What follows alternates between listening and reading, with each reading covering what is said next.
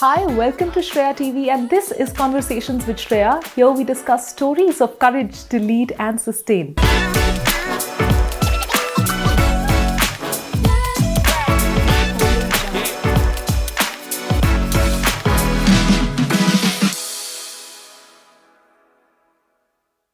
Now, what does fitness mean to you?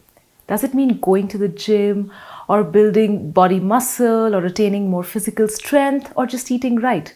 If any of this interests you, then this episode is for you because my guest today is not only the fittest person I've met, but she is both physically and mentally extremely strong, and I am honored to have her on the show today. Anjana is the co-founder and co-owner of Realm Fight Club in Bangalore. Having started her fitness journey in her early 20s, she found herself interested in martial arts to not only hone her self-defense skills but also improve her stamina and mental health. She's also a fierce traveler, another deep interest and a source of personal development and growth for her. She's passionate about mountaineering and rock climbing, two hard skills she's determined to master by pursuing formal courses, and they are her true passions after martial arts. Through her personal fitness journey, Anjana hopes to encourage and inspire millions of youngsters to include fitness as a core part of their lives and feel truly confident inside out. Anjana lives with her family in Bangalore. Anjana, you know that I've been meaning to do this interview with you for such a long time because your story is so inspirational to so many people out there, and I know that I just couldn't wait enough to do this with you. So you're welcome.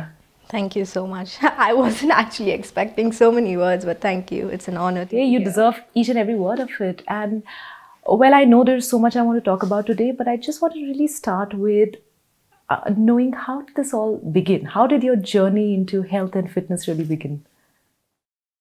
For me, it began with myself because I wanted to take care of my body and myself and feel confident in my body. That's where it began. So even when I was in college, when I was working, I used to make sure that, I give enough time for my fitness.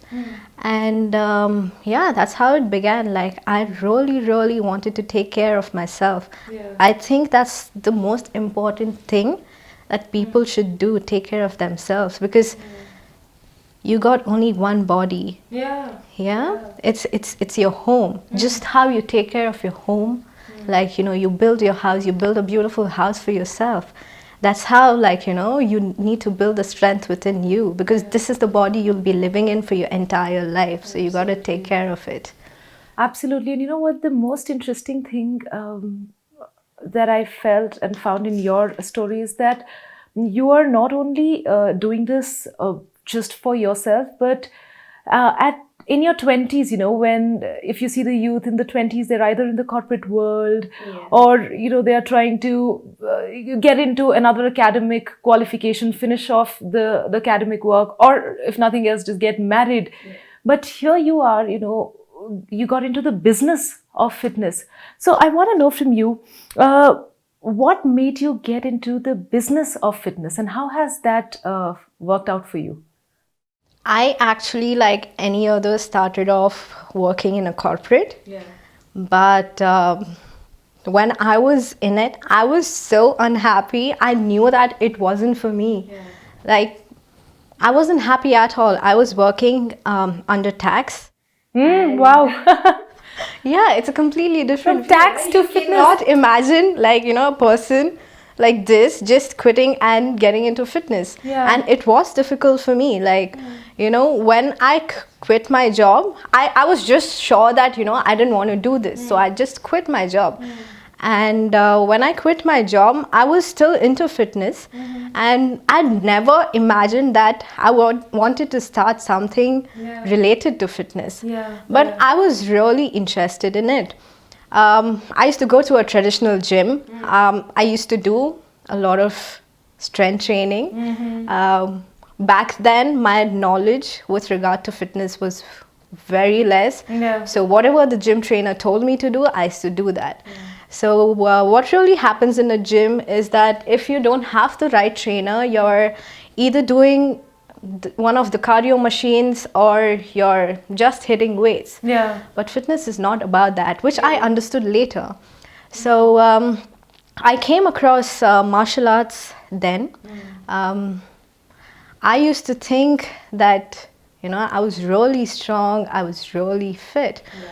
But the first class of my martial arts, I still remember it. The first 10-15 minutes, I was dead. Like, I was literally dead.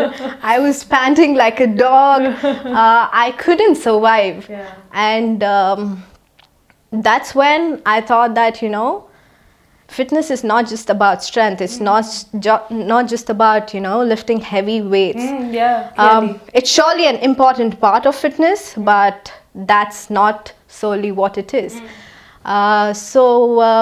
Yeah, I started doing martial arts that way, and I was really fascinated by the sport.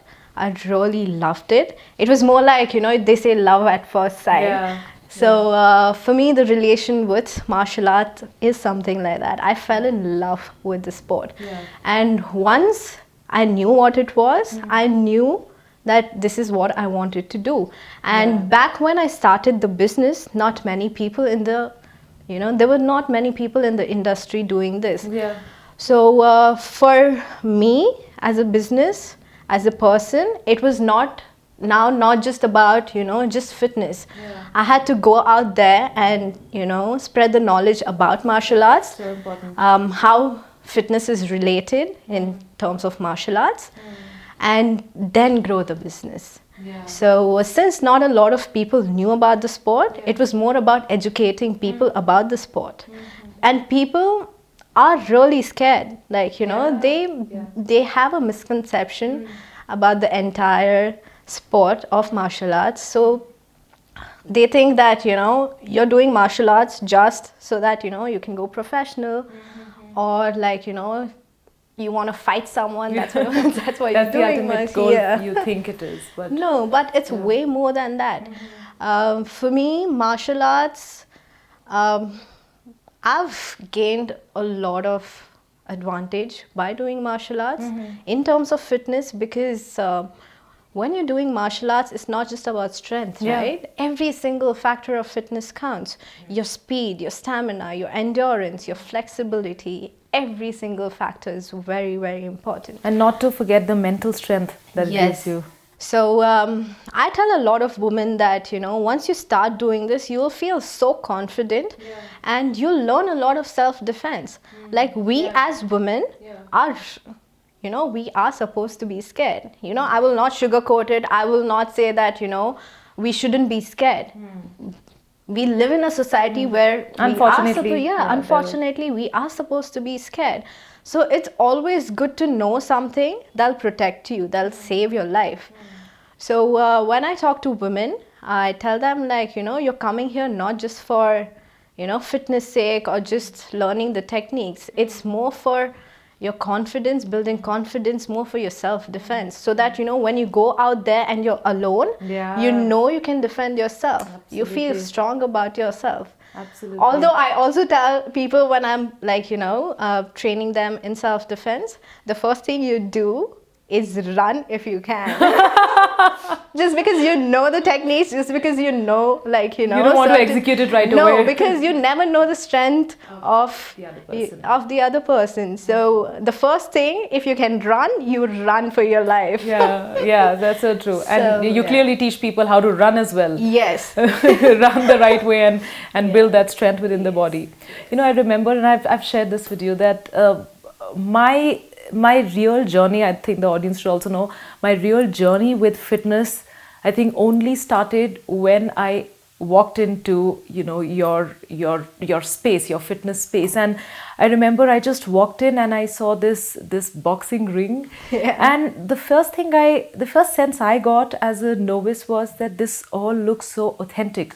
And I think you've really worked hard on building that authenticity in the space, whether it is how the equipment looks or how the space looks, or having the right kind of trainers, and for the first time I saw all international trainers, and not to get only fascinated by the international trainers, but I just saw that you had the right people to teach the right kind of stuff.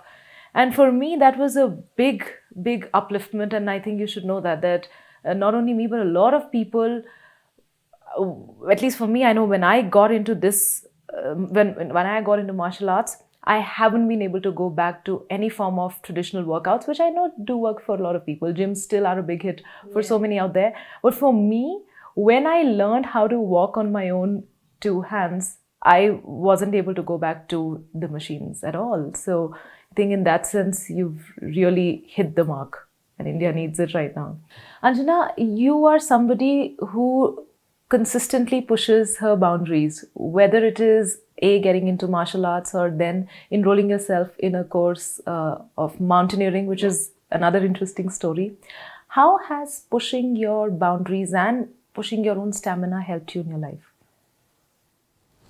So that's the thing about, working out. It starts off as working out because you want to take care of your body, but then eventually it's training because, every single day you're your own competition basically. Every single day you see yourself do better. Yes.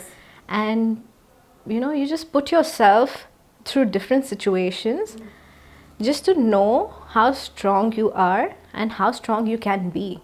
It's not necessary that, just when you're testing yourself on at that particular time, you can do it. Yeah.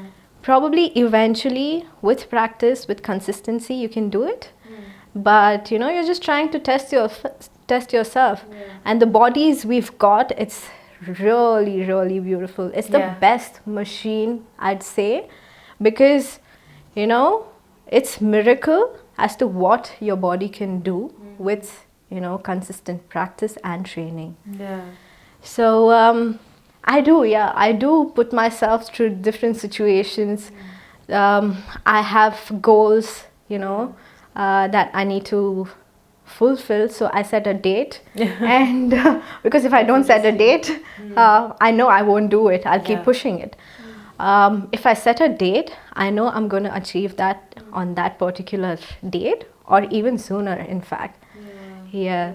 So I put myself through different situations and see how, I'll react to it. Like and your mountaineering example. that was so random for me because I did that for fun, but it was crazy intense. I did it from one of the national institutes in India. So these courses are usually headed by army men. So it's not easy at all. So I, enrolled myself because I wanted to be in the mountains, be surrounded by mountains and learn more about mountains. Although I'd suggest there are better courses out there. You really got to research if you really want to get in depth into mountaineering, trekking, and mountaineering as a whole. There are a lot of courses that you can do to improve your mountaineering skills. But then there are other national institutes that give you the basic knowledge of mountaineering as well. So for me, this was more like a test of my endurance, and I was terrible at it at first, but then I think I eventually improved at it.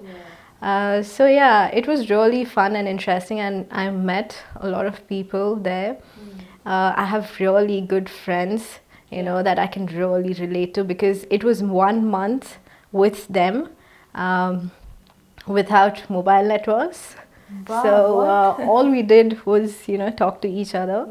And it was the best time I've had because I was away from phone. We tend to use our phones so much that, we forget to see what's around us. We have such a beautiful everything.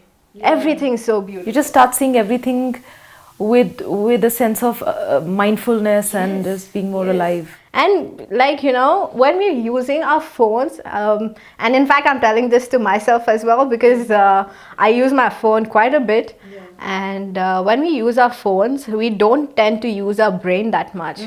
But when we are away from our phones, we are more conscious of what we are seeing and how we are taking it in.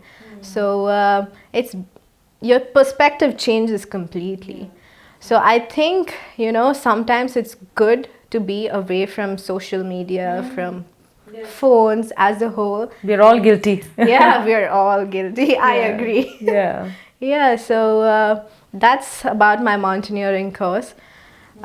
It was really fun, but it was not easy at all. Yeah, I'm sure. But the fact that you did it and that you keep going back to it and you want to continue doing it just talks a lot again about not only your physical strength but the grit that I think you've developed over all these years. That's great. I also want to talk about something that I've been meaning to, the other part of, your life, which is your Instagram page is called Weights and Wonders. So the wonders part of it, and the more I see your work, I just feel that you are an explorer, and I learned that you're a solo traveler now. Talk about that side of your life, being a solo traveler and a woman solo traveler. What has it done to you? So again, my decision to travel solo was so random, so spontaneous. I was with a couple of friends, but I wasn't really enjoying their company as much as I'd like to when I travel. So I decided, that I'd take the journey on myself and I travel solo. So this was in Northeast. I started off in Nagaland, and from Nagaland I had to get to Guwahati. So I met a few people on the way, and I spent some time with them.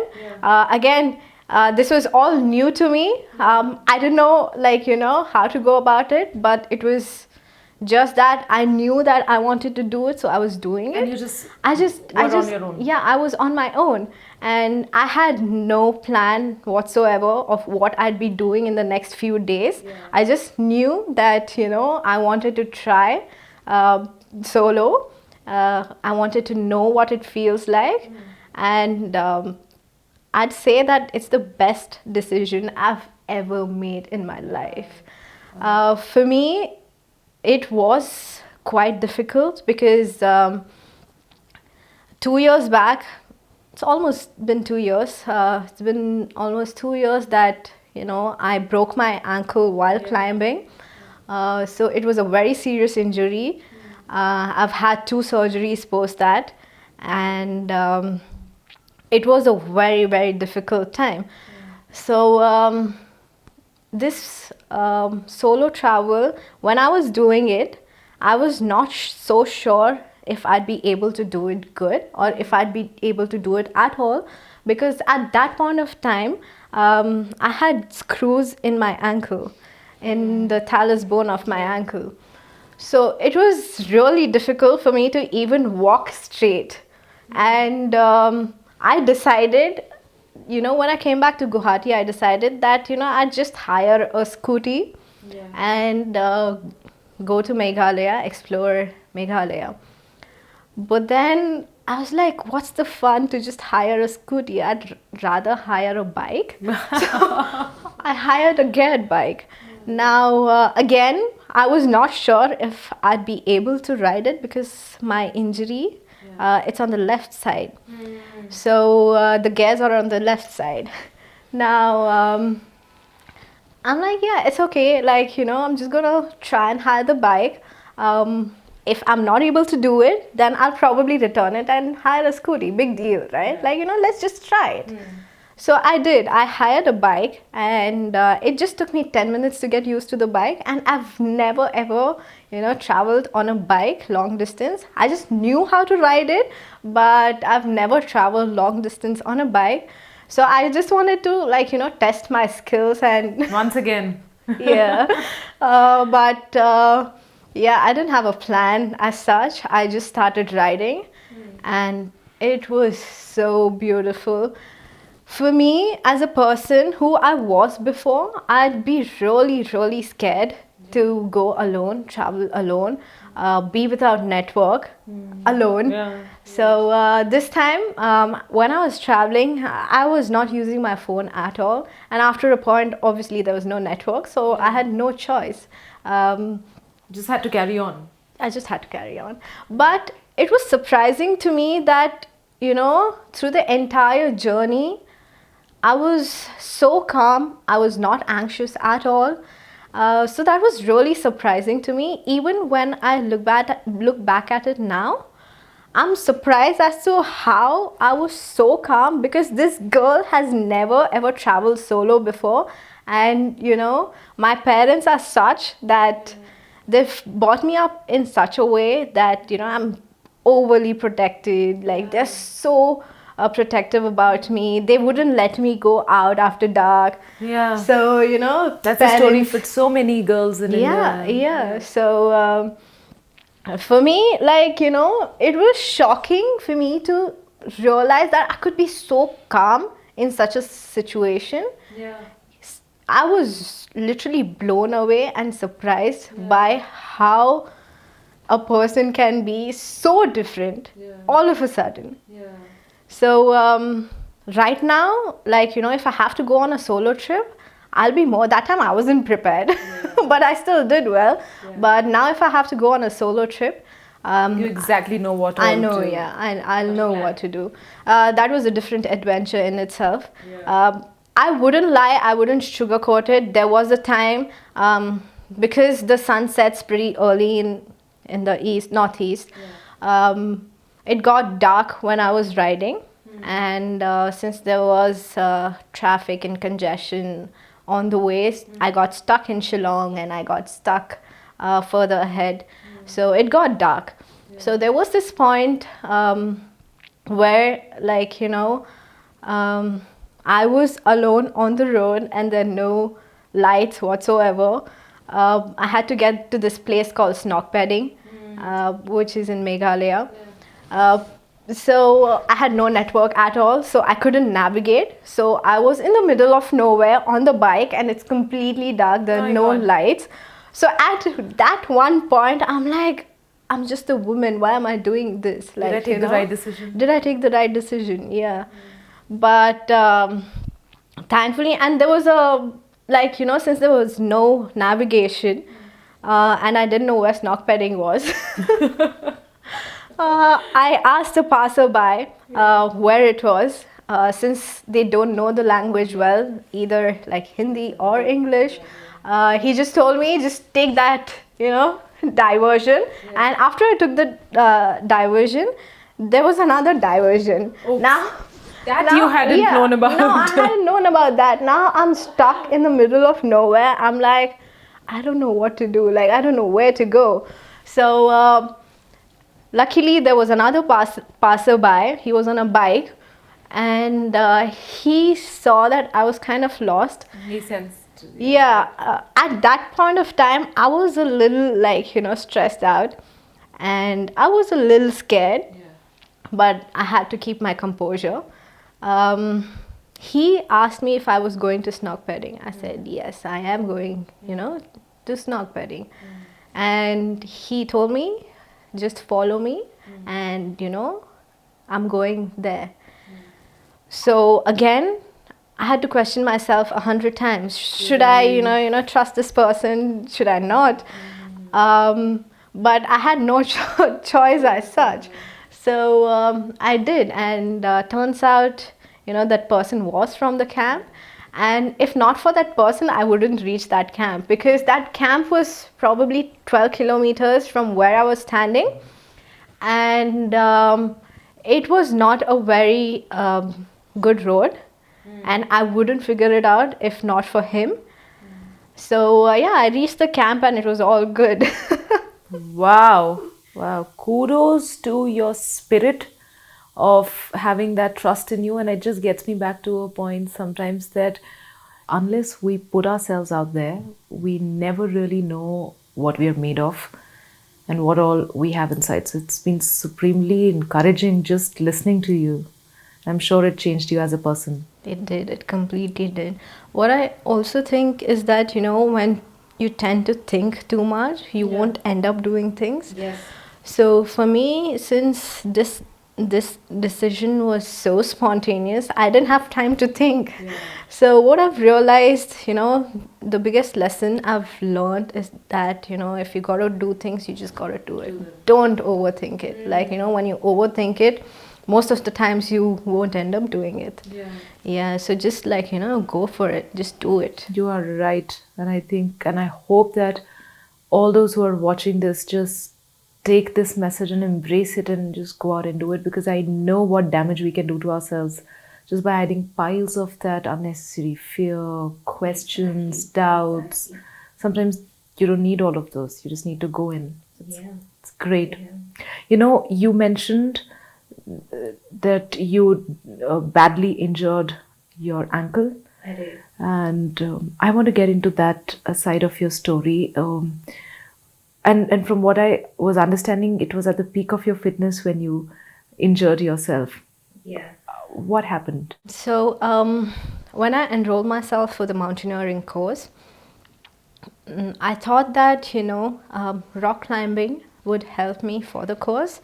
So I started off with climbing indoors. Okay. And eventually, actually it was just within 2 weeks that I went outdoors and I started rock climbing. And this is one sport apart from martial arts that I really, really love. So I did rock climbing for, say, about 2 months. Yeah. And then I went for the mountaineering course. So when I got back, obviously I wanted to go back to, practicing more of rock climbing. When I went outdoors after I got back, my mountaineering course was in March 2018. Okay. And in April when I got back, I went outdoor climbing. I was climbing one of the rocks and it was probably 20 feet high. Yeah. I was on the last move and I slipped and I fell. I had a really, really bad fall. So my ankle was completely dislocated. I had a major fracture. Like I said, I've had 2 surgeries to correct that. The first surgery was when they had to put the screws in. And the screws were supposed to stay there for about a year. And every step I took first of all, I couldn't walk for 6 months. I think I had my cast on for about 2 to 3 months. And post that, I was on crutches for another, 2 months. So probably for 6 months, I couldn't even walk straight. I'm thinking somebody who is so much into fitness, what must have gone inside your mind when you just couldn't move? I was actually broken. Like, because like you said, I was at the peak of my fitness during that time. And for a person who's been so active and been into sports, having such a major injury, it's not easy The at entire all. world is upside down. Yeah, it's not easy at all. And since I'm not used to being in bed for so long, I was just so restless. But then what I also knew was that it was just one of my leg that I wasn't able to use, but I still could use my other leg and my upper body. So I designed a plan for myself. I designed a workout plan for myself where I wouldn't use my left leg at all. So even when I had my cast on, I made sure that I did work out. It was obviously not as frequent as what I do now. It was not 6 days, but at least 3 to 4 days I used to work out. I was in quite a lot of pain, I will not deny it, but I just wanted to make sure that I keep myself active even during that time. So I did design a plan, a workout plan for myself. I used to work more on my upper body. I used to work more on my core. And since my right leg was taking the entire weight of my body, I had to make sure that my strengthening for my right leg was effective. So I used to work on my right leg as well. So that's how, I kept myself active even during that time. I've watched those videos that you put on Instagram where you're working out with, you're doing push-ups with that one leg. And I must tell you, they are supremely motivational for anyone who needs even a slightest of motivation in their life for forget only fitness but to do anything that they've, and we reside ourselves into so many excuses that Exactly. and then looking at you, you just one is bound to feel ashamed of what am I doing with myself, because you need to go check out those videos on her Instagram page, Weights and Wonders, if you haven't already, because you'll know what I'm saying. So that is groundbreaking. Thanks. So during that time, since I had already started loving the sport of climbing, even though I broke my ankle because of it, I wanted to go back to that sport because I loved it so much. So even with the cast on that time, I used to go indoor climbing, and I used to climb. And it was not easy at all, but I just wanted to stay dedicated to the sport. So I did, I did a little bit, not too much. I wouldn't suggest, if you're not aware of what you're doing during an injury, don't do it. If you're only sure about, doing certain stuff, if you're aware of your body movements, then go ahead and do it. Otherwise, I wouldn't suggest it. Please consult a physio, please consult your doctors, and then do it. For me, I knew what I was doing, so I went ahead and did it. So it was a very, very tough time. 2 years, my ankle still hasn't recovered. I still can't run. I still can't jump. But right now, I'm, slowly getting back into climbing outdoors. And it's been going pretty good. I wouldn't say I'm pushing myself 100%. And I'm glad I'm not doing that because I can't. I know my restrictions right now. I can't use my left leg completely. I still have a lot of ankle mobility issues. So it's difficult for me to give 100%, but I keep my restrictions in mind and climb. So the injury definitely hasn't stopped me from doing things I really love. So what I'd say is that, there's never an excuse. You can always find alternates to do something. If you really, really love it, there are alternate ways to figure out how you can do stuff. So you should just go ahead and do it. Yeah, that is. Well, as I listen to it, there is tons of motivation and encouragement that you've passed on, and I've shared that with you. That you are so inspirational, and showing it is setting an example for so many of us. That's great. Kudos to you. I want to also ask you, Anjana, that most of us do come from families where they protect us insanely, and you did mention about that. But I want to ask, how have your parents and your family dealt with this change and transition that they, I'm sure, must have seen in you as a person, from being, just another girl next door to now setting examples for yourself every day and for so many out there? How did you make peace with each other? My dad actually still, gives me the look whenever I tell him, I'm traveling or, I'm going rock climbing. So I do quite a bit of rock climbing trips now.